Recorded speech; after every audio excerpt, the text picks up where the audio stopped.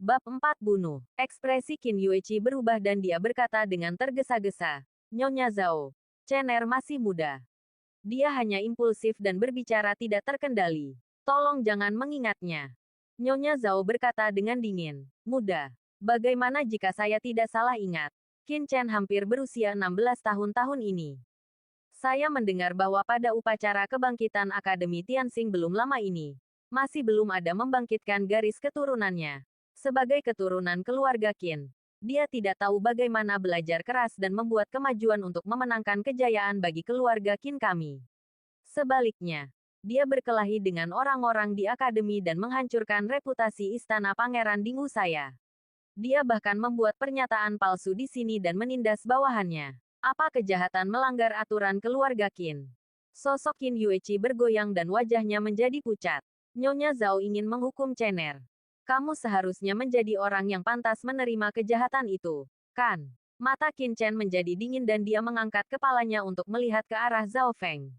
Menghadapi Nyonya Zhao dari keluarga Qin yang sangat kuat, dia tidak takut dan berkata dengan dingin, sebagai Nyonya keluarga Qin, Anda memanjakan bawahan dan menindas murid keluarga. Apakah ini yang Anda sebut aturan keluarga Qin? Kamu, Nyonya Zhao tidak menyangka Qin Chen berani membalas, dan mau tidak mau menjadi marah. Tetapi sebelum dia dapat berbicara, dia mendengar Qin Chen berteriak dengan marah, sebagai seorang wanita. Anda berkumpul dengan Zhao Qirui, yang terkenal di ibu kota dan sangat bebas pilih-pilih, dan berhubungan seks satu sama lain. Apakah ini kebajikan kewanitaan Anda? Melihat pertunjukan yang bagus, Zhao Qirui, yang sedang menatap Qin Yueqi dengan mata menyipit, tiba-tiba tercekik dan wajahnya memerah. Mengapa binatang kecil ini memarahiku? Zhao Qirui mengumpat dengan marah di dalam hatinya. Kamu, Nyonya Zhao menunjuk ke arah Qin Chen. Jepit rambutnya bergetar karena marah. Dan berkata dengan marah, Zhao Qirui adalah saudaraku Wang. Nenek moyang Nyonya Zhao memiliki beberapa hubungan dengan keluarga kerajaan. Dan mereka juga merasa terhormat sebagai pangeran. Dan Zhao Feng menyebut mereka Zhao Qirui memanggilnya, saudara Wang, yang tidak dianggap melangkahi. Oke, sebagai saudara dan saudari, mengadakan kencan pribadi adalah tindakan insest, yang bahkan lebih tak tertahankan. Sebagai seorang wanita yang dianugerahkan oleh Istana Kekaisaran, Anda harus menjadi perwakilan wanita di dunia dan berperilaku bermartabat. Jika ini penting tersebar, Qin bagaimana keluarga bisa memantapkan diri di daki? Qin Chen meraung berulang kali, dengan cahaya dingin muncul di matanya. Kamu binatang kecil. Kamu berbicara omong kosong. Tangkap dia. Nyonya Zhao tidak tahan lagi dan meraung ke arah kedua penjaga. Dia sangat marah hingga seluruh tubuhnya gemetar. Jika apa yang dikatakan Qin Chen benar-benar tersebar di keluarga Qin, bagaimana mungkin dia, Nyonya keluarga Qin, memiliki martabat untuk terus tinggal di ibu kota kerajaan? Ketika kedua penjaga mendengar perintah Nyonya Zhao, mereka segera meraung dan bergegas menuju Qin Chen. Satu di kiri dan satu lagi di kanan, menjepitnya di tengah. Qin Yueqi berseru dan berdiri di depan Qin Chen terlepas dari keselamatannya sendiri, dan berkata dengan marah, tidak ada di antara kalian yang berani menyentuh Chen saya. Mata seorang penjaga menjadi dingin dan dia berkata dengan dingin, Nona, maafkan saya. Setelah mengatakan ini, dia mengangkat tangannya yang besar. Dengan dorongan, dia ingin mendorong Qin Yueqi menjauh. Namun, sebelum tangannya menyentuh bahu Qin Yueqi, tiba-tiba, cahaya dingin yang tajam lewat, dan semua orang merasakan mata mereka kabur, dan udara di dalam ruangan menjadi dingin. Kemudian, terdengar letusan, darah tiba-tiba muncul, dan penjaga itu menjerit nyaring. Separuh lengannya telah dipotong oleh pedang Qin Chen, dan darah berceceran ke seluruh tanah. Di bawah rasa sakit yang parah, dia mundur dengan keras. Tetapi pedang panjang di tangan Qin Chen seperti meteor yang mengejar bulan, mengejarnya. Tidak peduli bagaimana penjaga itu menghindar, dia tidak bisa melarikan diri, hatinya hancur, dan matanya dipenuhi ketakutan yang tak ada habisnya. Cabut pedangnya, singkirkan pedangnya. Selesai dalam sekali jalan. Engah, aliran darah panas muncrat dari dada penjaga dan mengalir setinggi 2 meter. Penjaga itu panik dan mencoba menutupi lukanya dengan tangannya. Tetapi darahnya seperti air mancur dan tidak dapat ditutupi betapapun kerasnya dia menutupinya. Akhirnya, dengan tatapan mata yang sangat ketakutan, dia merosot dan terjatuh. Ku bilang, aku akan membunuh siapa saja yang berani menyentuh ibuku. Kata Qin Chen kata demi kata. Dia memegang pedang panjang seperti dewa pembunuh. Bahkan tanpa melihat ke arah penjaga yang jatuh. Dan suaranya sedingin iblis dari neraka 9 meter. Darah di ujung pedang perlahan menetes ke bawah. Dan ruangan menjadi sunyi. Hanya suara darah yang menetes ke tanah yang bergema. Nyonya Zhao dan orang-orang galak ini semuanya tercengang di tempat. Seperti bebek yang lehernya dicubit. Dan mereka bingung. Para pelayan yang mengawasi dari kejauhan di luar pintu semuanya memiliki ekspresi ketakutan di wajah mereka. Yanzi menjadi pucat karena ketakutan, gemetar, dan berkata dalam hatinya, binatang kecil ini benar-benar berani membunuh seseorang. Dia merasakan hawa dingin di keningnya. Keringat dingin keluar. Badannya kaku dan dia tidak berani bergerak. Baru saat itulah dia ingat. Meskipun Tuan Muda Qin Chen ini belum membangkitkan garis keturunannya, memang benar bahwa dia diterima di Akademi Ibu Kota Kerajaan Tianxing berdasarkan kemampuannya yang sebenarnya. Di benua Tianwu, prajurit dibagi menjadi 9 tingkatan. Tingkat manusia, tingkat bumi, tingkat surga, tingkat Suan, tingkat Zong, tingkat Zun, tingkat raja, tingkat kaisar, dan tingkat kaisar. Setiap level dibagi menjadi 3 level. Tahap awal, tahap tengah, dan tahap akhir. Pada satu tingkat, kultivasi itu seperti tingkat 1. Sebelum tingkat manusia, sebenarnya ada tahap kondensasi denyut nadi. Yang disebut tahap kondensasi denyut nadi adalah membuka meridian dalam tubuh. Hanya dengan membuka lebih dari 7 meridian barulah energi sejati dapat terkondensasi dan memasuki tingkat manusia.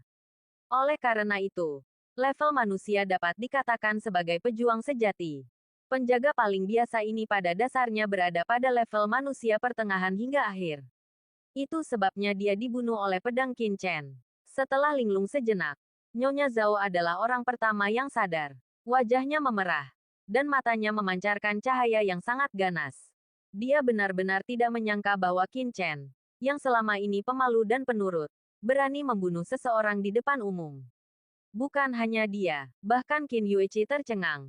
Dan hatinya tiba-tiba tenggelam karena terkejut. Qin Chen, kamu gila.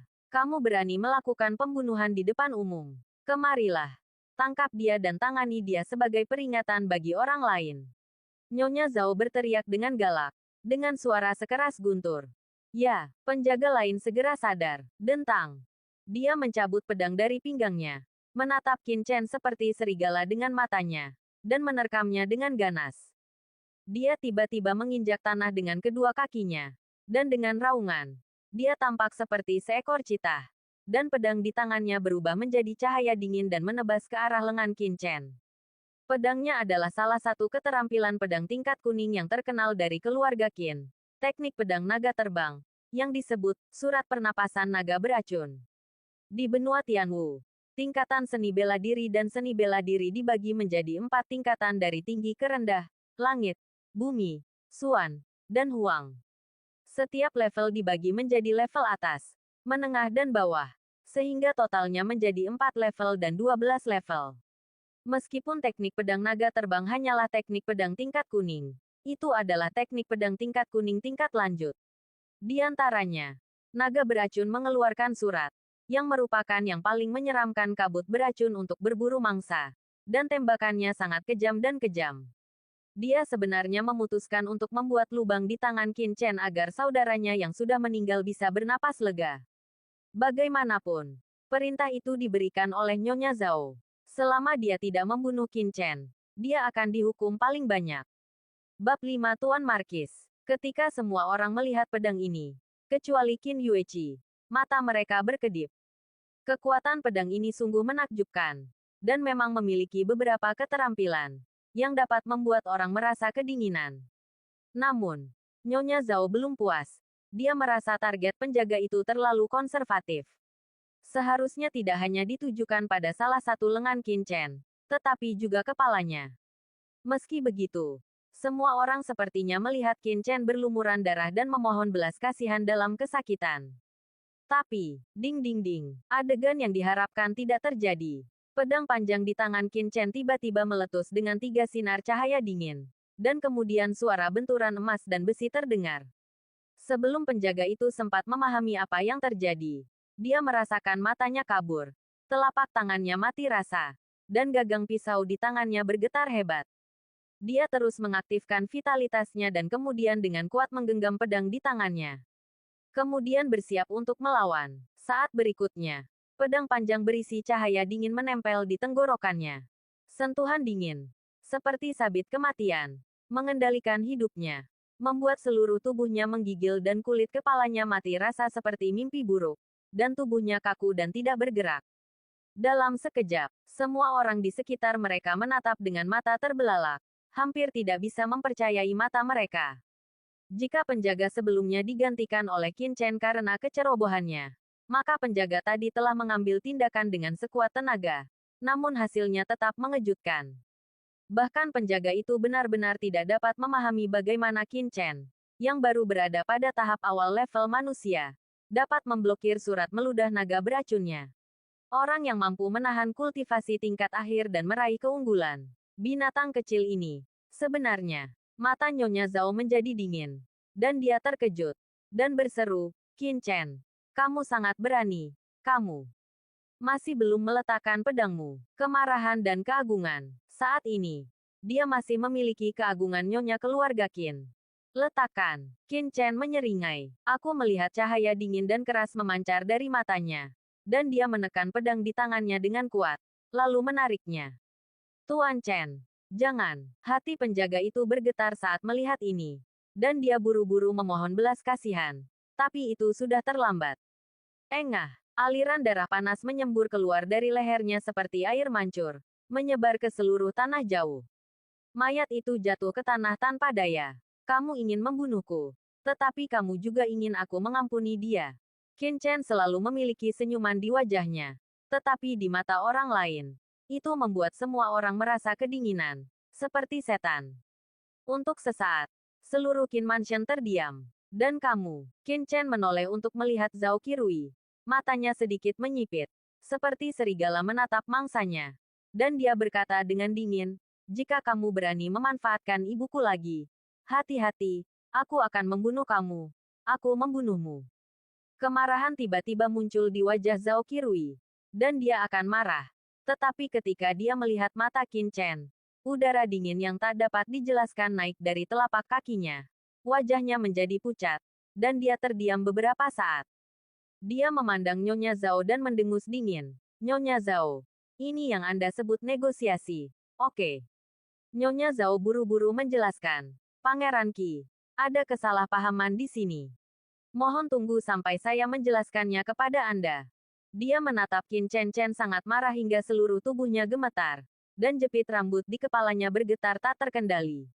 Dia menunjuk ke arah Qin Chen dan berkata, oke, binatang kecil. Betapa beraninya kamu. Kamu bahkan berani mengancam Pangeran Qi. Matanya sama tajamnya dengan Viper yang tiba-tiba menoleh dan melihat ke belakang. Banyak pelayan dan pelayan yang mendengar keributan di luar rumah dan datang untuk menyaksikan kegembiraan itu menciut ketakutan dan diam-diam mundur beberapa langkah. Akhirnya, dia mengarahkan pandangannya pada seorang lelaki tua yang selalu mengikutinya. Dan berkata dengan getir, Qin Yong, kenapa kamu masih berdiri di sana? Kenapa kamu tidak kalahkan binatang kecil ini untukku? Ya, Nyonya, orang tua bernama Qin Yong menjawab dan berjalan keluar dari kerumunan. Orang ini mengenakan jubah biru tua, dengan tangan terselip di balik lengan lebar. Matanya dingin, tetapi dengan sedikit kedinginan. Setelah dia keluar, mata semua orang tertuju padanya. Murid semua orang menyusut, termasuk murid Qin Chen. Dari orang ini, dia merasakan aura yang sangat berbahaya. Master tingkat bumi, kata Qin Chen dengan suara yang dalam. Matanya lebih dingin dari sebelumnya. Tuan Chen, Anda sudah bertindak terlalu jauh. Saya tidak ingin bertengkar dengan Anda. Tuan Chen sebaiknya menyerah saja dan menuruti perintah istri saya. Kata Qin Yong ringan. Menatap Qin Chen dengan dingin dengan dua mata tanpa emosi. Ekspresi Qin Chen tetap tidak berubah dan dia tersenyum dingin. Jika Anda ingin saya menangkapnya tanpa bantuan apapun, itu tergantung pada apakah Anda memiliki kemampuan. Dia hanyalah master tingkat prefektur bukan tanpa kekuatan untuk melawan. Qin Yong mengerutkan kening dan berkata, kalau begitu, budak tua itu telah melampaui batasnya. Begitu. Dia selesai berbicara. Sosok Qin Yong tiba-tiba melompat keluar seperti elang ruangan. Tangan Qin Yong berubah menjadi cakar dan dia langsung meraih Qin Chen. Pukulan ini berkali-kali lebih kuat dari dua penjaga sebelumnya. Aura yang kuat menekan pernapasan Qin Chen dan membuat tulangnya berderit. Qin Yong, kamu berani menyentuh Chener dan mencobanya. Qin Yueqi, yang selama ini selalu memperhatikan kondisi putranya, tiba-tiba bergegas keluar dan berhenti di depan Qin Chen. Qin Chen, sebaliknya, bergoyang dan memblokir Qin Yueqi di belakangnya dengan pedangnya. Matanya dingin, menunggu cakar Qin Yong jatuh sebelum dia bangkit dan bergerak dengan keras. Meskipun prajurit tingkat bumi kuat, dia membual bahwa ketika lawan memukulnya, dia bisa membunuhnya dalam satu gerakan. Melihat cakar Qin Yong hanya berjarak beberapa meter darinya. Pada saat ini, suara keras tiba-tiba terdengar dari luar rumah, menggetarkan gendang telinga orang. Hentikan. Seorang pria mengenakan jubah brokat, sepatu bot awan ungu, dan sabuk ular piton berbingkai emas 3 jari diikatkan di pinggangnya pemuda masuk ke dalam rumah seperti naga atau harimau. Cakar Qin Yong tiba-tiba berhenti satu kaki di atas kepala Qin Chen, lalu buru-buru menyingkir dan membungkuk dengan hormat. Tuan Hou, semua orang di ruangan itu membungkuk dan memberi hormat serta berbicara dengan hormat. Orang yang datang tak lain adalah Paman Qin Chen, An Ping Hou Qin Yuanhong. Nyonya Zhao buru-buru mendatangi Qin Yuanhong dan berkata dengan marah, Tuan Hou, Anda datang tepat pada waktunya. Binatang kecil ini telah melawan arus hari ini. Dia tidak hanya membunuh 2 penjaga, tetapi dia juga berani mengancam Pangeran Qi. Jika kami tidak mempromosikan keluarga kami hari ini, saya khawatir beberapa orang akan masuk surga. Sudah cukup, Qin Yuanhong berteriak dingin dan berkata dengan wajah muram. Tidakkah menurutmu itu cukup? Apa? Nyonya Zhao terkejut. Mata kecilnya melebar. Dan dia menatap ke arah Qin Yuanhong dan berkata, Tuan Hou, bukan aku yang ingin menimbulkan masalah, tapi binatang kecil ini. Qin Yuanhong berteriak dengan marah dan berkata, diam. Mulut. Binatang kecil. Binatang kecil. Inilah dirimu Qin penampilan nyonya rumah. Dia keponakanmu. Jika dia binatang kecil, lalu siapa keluarga Qin kita? Wajah Nyonya Zhao memerah dan dia gemetar karena marah. Dia ingin membantah. Tetapi ketika dia melihat wajah muram Qin Yuanhong, dia segera menahan apa yang ingin dia katakan. Melihat kemarahan tuan keluarga, para pelayan lainnya berlutut di tanah satu persatu. Wajah mereka menjadi pucat dan mereka diam seperti es. Bab 6 tes. Kemudian, Qin Yuanhong mendatangi Zhao Qirui, yang terlihat jelek, dan berkata dengan tangan ditangkupkan, Pangeran Qi, disiplin keluarga Qin saya yang lemah membuat Anda tertawa. Zhao Qirui mengangkat alisnya dan mendengus, Tuan Qin, keluarga Qin Anda baru saja murid Anda masih mengancam hidup saya. Saya benar-benar ingin melihat kabar Anda, Tuan Markis. Di mana harus menghadapinya? Tanda tanya petik 2. Qin Yuanhong mengangguk dan berkata, Qin secara alami akan memberikan penjelasan kepada Pangeran Qi. Tetapi Pangeran Qi, Anda di sini untuk menemui saudara ipar perempuan Anda hari ini. Sepertinya tidak baik untuk menyebarkan berita, kan? Ada masalah mendesak yang harus diselesaikan. Jadi Pangeran Qi tidak akan ditinggalkan di sini. Dia mengeluarkan perintah penggusuran. Ekspresi Zhao Qirui berubah, dan wajahnya yang cerah menjadi lebih pucat. Dia menarik napas dalam-dalam beberapa kali, seolah-olah dia tidak tahan dan hendak menyerang. Tetapi dia masih menahan napas dan berkata, Tuan Qin Hou sangat besar. Raja akan mengingat ini hari ini. Dia mendengus dingin dan meninggalkan istana Qin dengan ekspresi jelek. Qin Yuanhong melirik semua orang yang hadir dan berteriak dengan dingin. Dan kamu, lakukan saja apa yang harus kamu lakukan. Apakah kamu ingin dihukum di sini? Tiba-tiba, sekelompok pelayan berdiri ketakutan dan buru-buru keluar dari halaman. Bahkan Nyonya Zhao pergi dari sini dengan wajah pucat. Sebelum pergi, dia menatap Qin Chen dan Qin Yueqi dengan mata yang kejam. Tidak lama kemudian, hanya Qin Yuanhong, ibu dan anak Qin Chen, serta beberapa pelayan di sekitar Qin Yuanhong yang tersisa di halaman. Qin Chen, kamu benar-benar menjanjikan. Kamu berani membunuh orang. Qin Yuanhong memandang dua mayat di tanah dengan sedikit terkejut, dan berkata kepada pelayan di sampingnya, jaga mayat-mayat itu, dan kirim keluarga mereka ke sana, satu sama lain. Pergi dan beritahu mereka bahwa suami mereka setia kepada saya, keluarga Qin. Ya, Tuan. Beberapa pelayan segera membuang mayat kedua penjaga itu dan memindahkan mereka. Qin Yuanhong berdiri di sana dengan tenang, menatap Qin Yueqi.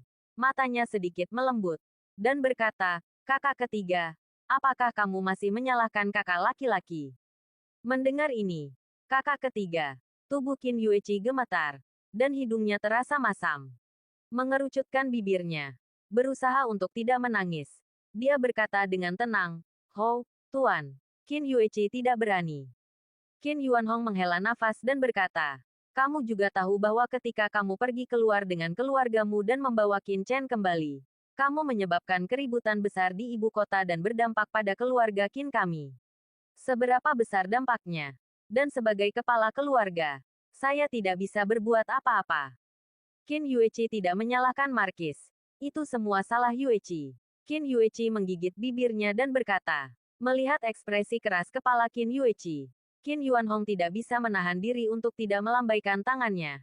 Wajahnya menjadi suram, dan dia berkata dengan nada lemah, tidak apa-apa untuk tidak menyebutkan masa lalu. Berkata dengan dingin, hari ini saya tidak akan membahas masalah ini untuk saat ini. Dan dalam setengah bulan, akan ada ujian besar Akademi Tianxing. Anda harus berlatih keras dan berusaha menyelesaikan kebangkitan garis keturunan sebelum ujian besar, sehingga para pejabat di ibu kota kerajaan tahu bahwa setiap anak dari keluarga Qin saya memiliki potensi untuk menjadi orang yang kuat. Setelah kata-kata itu jatuh, Qin Yuanhong berbalik dan meninggalkan ruangan tanpa mengucapkan sepatah kata pun. Punggung dingin seperti baja itu membuat mata Qin Chen menjadi dingin. Halaman yang bising dengan cepat menjadi tenang, dan semua orang telah pergi. Hanya Qin Chen dan putranya yang tersisa. Mata Qin Yueqi terkunci rapat, menatap ke pintu, dengan wajah pucat dan mata dingin. Qin Chen merasa ada yang tidak beres dengan kondisi Qin Yueqi dan bertanya dengan prihatin, Ibu, ada apa denganmu? Qin Yueqi akhirnya bangun, memandang Qin Chen dengan kasihan, dan berkata, Chener, Ibu baik-baik saja. Kamu baik-baik saja, lapar, istirahat dulu. Tunggu, ibu akan mengambilkanmu sesuatu untuk dimakan. Petik 2. Karena itu, Qin Yueqi datang ke halaman luar dan mulai menyalakan api untuk memasak. Sebagai wanita tertua dari keluarga Qin, dia tidak bergerak dan bergerak cepat. Ini jelas bukan pertama kalinya dia melakukannya, ini. Dalam sekejap, semangkuk mie kukus telah matang. Qin Chen juga lapar. Dia baru saja bangun dan secara alami sangat lemah setelah pertempuran. Jadi dia segera mulai makan. Setelah bereinkarnasi sebagai manusia, Qin Chen merasa seperti berada di dunia lain setelah makan mie panas dan harum ini. Qin Yueqi memandang Qin Chen dengan penuh kasih, dengan sedikit keraguan di wajahnya. Tetapi akhirnya mengertakkan gigi dan berkata, Chener, kamu masih terlalu muda. Ada beberapa hal yang tidak boleh diberitahukan oleh ibumu. Tapi terkadang. Tapi aku harus memberitahumu. Aku harap kamu bisa mengerti ibu.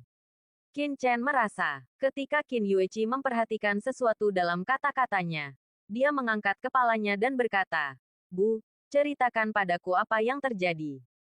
Qin Yueqi berkata, pamanmu memberi penghormatan kepada Jenderal Zonglang dan dianugerahi gelar Markis dari Anping. Dia adalah Markis dari Anping, orang yang sangat keras hati dan berperilaku sesuai aturan. Ini sangat ketat, dengan imbalan dan hukuman. Saya tidak menghukum Anda hari ini, bukan. Kamu harus menjaga perilakunya dan kata-kata terakhir yang dia ucapkan dalam pikiran. Melihat wajah khawatir Qin Yueqi, Qin Chen berkata dengan tenang, maksud ibu adalah dia membiarkan anak itu muncul ke permukaan hari ini. Tetapi sebenarnya dia sedang menunggu anak untuk lulus. Namun, ketika ujian masuk perguruan tinggi tiba, akan ada lebih banyak alasan untuk memasukkannya buang anak itu. Qin Yueqi terkejut, menatap Qin Chen dengan heran, dan kemudian tiba-tiba tersenyum, Chenerku sudah benar-benar dewasa. Mata Qin Chen berkilat dingin, dan dia berkata sambil tersenyum, Bu jangan khawatir, Anak itu pasti bisa membangkitkan garis keturunannya dan lulus ujian perguruan tinggi. Yah, ibu percaya padamu. Qin Yueqi menatap Qin Chen dalam-dalam dan menghela nafas sedikit di dalam hatinya. Faktanya, dia tahu di dalam hatinya bahwa Qin Chen hampir berusia 16 tahun dan hampir mustahil untuk membangkitkan garis keturunannya lagi. Namun, sebagai seorang ibu, yang bisa ia lakukan hanyalah menyemangati anak-anaknya. Setelah beberapa saat, dia berkata dengan tegas, Chener, percayalah, bahkan jika saya tidak tinggal di keluarga Qin, saya masih bisa membiarkan kita berdua bertahan hidup. Qin Chen tahu apa yang dipikirkan Qin Yueqi, jadi dia tidak melakukannya. Tidak banyak bicara, hanya mengangguk dan berkata, Bu, jangan khawatir. Meskipun kamu keluar sekarang, bayinya akan dapat mendukungmu. Dan saya jamin kamu tidak akan menderita ketidakadilan lebih lanjut. Mengepalkan tangan dan berkata dengan tekad yang tiada taraf, Bu, tunggu saja sampai bayinya mengejutkanmu. Anakku tidak akan pernah mengecewakanmu. Bab 7. Teknik Kaisar Dewa Bintang. Di Taman Ziyi termewah milik keluarga Qin, suasananya sangat khusyuk saat ini. Zhao Feng mengenakan jubah warna-warni, menggendong seekor kucing hitam berkilau di pelukannya. Matanya sedingin ular berbisa, dan dia duduk di sana tanpa bergerak.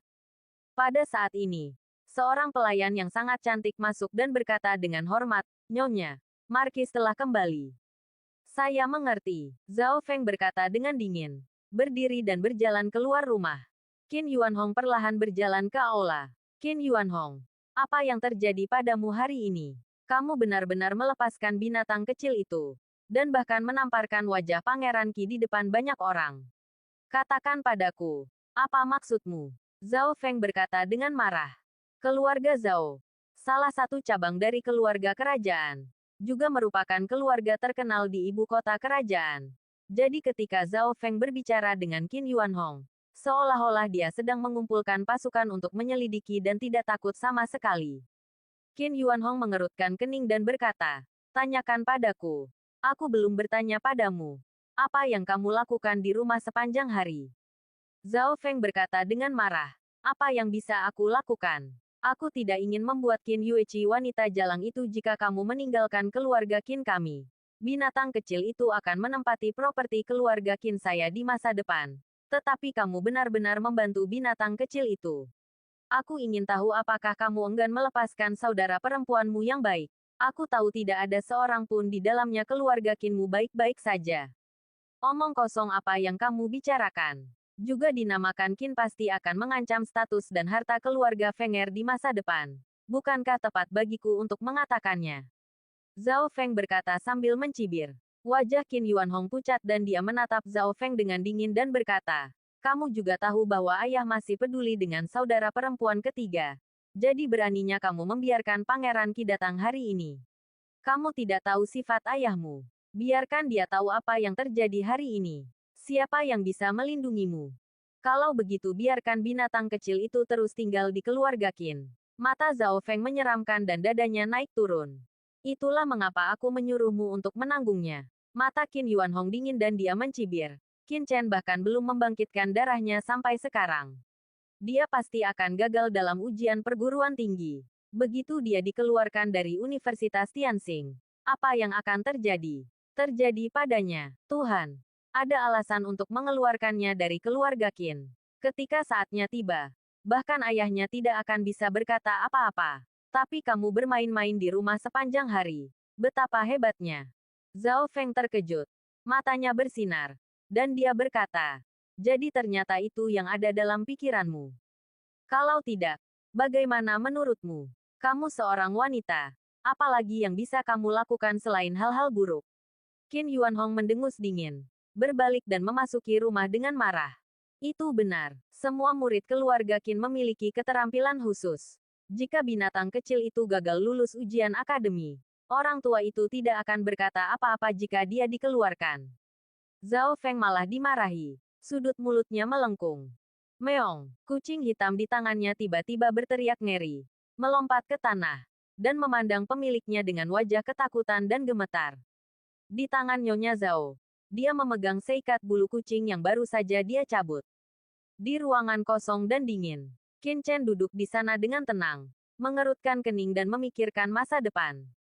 Setelah 300 tahun perubahan hidup, apakah itu untuk membalas dendam pada Sangguan Xier dan Feng Shaoyu?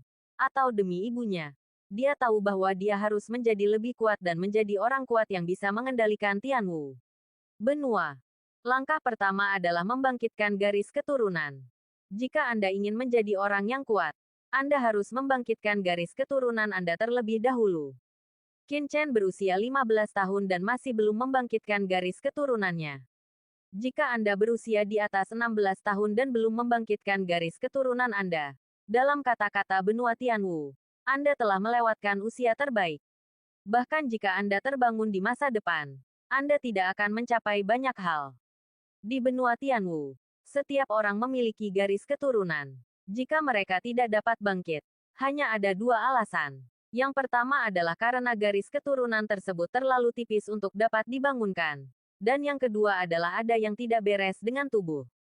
Tidak dapat untuk membangunkan. Tidak peduli yang mana dari dua alasannya, saya punya solusinya. Pertama-tama mari kita lihat bakat dan fondasi tubuh ini. Petik 2. Sebagai master kekaisaran garis keturunan tingkat 8 di kehidupan sebelumnya, membangkitkan garis keturunannya bukanlah masalah sama sekali bagi Qin Chen.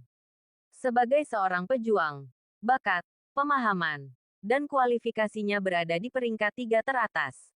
Tak perlu dikatakan, pemahaman. Jika tidak dia tidak akan mencapai prestasi seperti itu di kehidupan sebelumnya. Namun bakat dan kualifikasi, semuanya melekat pada tubuh. Petik 2. Setelah beberapa penyelidikan, Qin Chen memahami situasinya dengan jelas dan sedikit mengernyit. Pendahulu dari tubuh ini memiliki bakat seni bela diri yang sangat baik. Dia diterima di Akademi Tianxing di ibu kota, membuka 7 pembuluh darah, dan memasuki tingkat manusia. Dengan bakat seperti itu, tidak menjadi masalah untuk menjadi orang kuat biasa.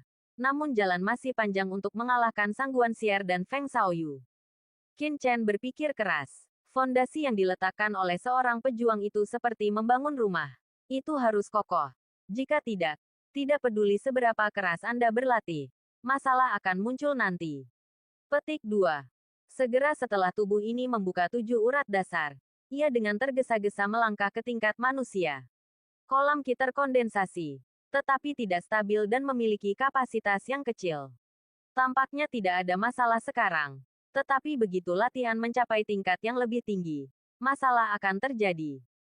Qin Chen merasa sedikit khawatir saat dia merasakan kolam Qi seukuran telur merpati di dantiannya. Membuka 7 meridian hampir merupakan yang terlemah di antara para pejuang. Umumnya, hanya prajurit terlemah yang dapat membuka 7 meridian. Yang mana di antara mereka yang teratas para jenius di bidang seni bela diri ingin sekali memadatkan kumpulan Qi mereka dan mencapai tingkat manusia. Tidak hanya setelah membuka 8, 9, atau bahkan 10 meridian seseorang dapat memilih untuk memadatkan kumpulan Qi. Beberapa orang yang paling pemberontak bahkan dapat membuka 11 meridian. 11 meridian telah terbuka. Dan dalam kehidupan ini, jika dia ingin membalas dendam, dia harus menjadi lebih kuat. Dengan landasan seperti itu, jika saya terus berlatih, akan sulit bagi saya untuk kembali ke tingkat kultivasi kehidupan saya sebelumnya. Bahkan jika saya mengejar ketinggalan nanti, saya tidak akan dapat membuat kemajuan lebih jauh. Terlebih lagi, dengan tubuhku saat ini, tidak mungkin aku bisa mempraktikkan teknik Kaisar Dewa Bintang 9. Petik 2. Teknik Kaisar Ilahi Bintang 9 adalah keterampilan kuno yang diperoleh Qin Chen di tanah terlarang para dewa di kehidupan sebelumnya. Itu juga merupakan keterampilan terkuat yang pernah dia peroleh. Legenda diturunkan dari surga. Surga adalah sebuah legenda di benua Tianwu. Menurut legenda, alam Kaisar bela diri 9 surga bukanlah akhir dari seni bela diri. Di luar Kaisar bela diri 9 surga, ada alam dewa bela diri yang bahkan lebih menakutkan. Dapat menembus kehampaan dan memasuki dunia yang lebih tinggi, surga. Namun, dalam ribuan tahun sejarah benua Tianwu, belum ada seorang pun yang pernah menerobos alam dewa bela diri. Jadi tidak ada yang tahu apakah surga itu benar-benar ada. Chen juga tidak mempercayai hal ini. Tetapi setelah memasuki tanah terlarang, dia benar-benar berubah pikiran.